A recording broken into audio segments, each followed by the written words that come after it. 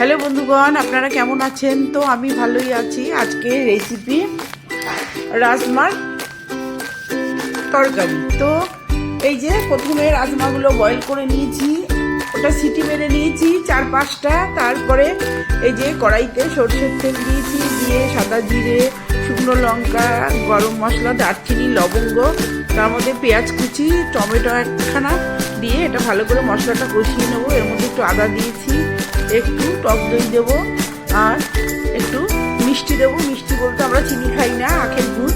তো এক টুকরো আখের গুড় দেবো, দিয়ে তারপরে মশলাটা কষিয়ে রাজমাগুলো দিয়ে দেবো, দিয়ে ভালো করে একটু কষিয়ে অল্প জল দিয়ে নামালেই হয়ে গেল রাজমার তরকারি। তো বন্ধুগণ, এইভাবে নান, রুটি, পরোটা সব কিছু দিয়েই খেতে খুব দুর্দান্ত লাগে। আর আমার রান্নাটি যদি আপনাদের ভালো লাগে তো লাইক, কমেন্ট, শেয়ার, সাবস্ক্রাইব অবশ্যই করবেন।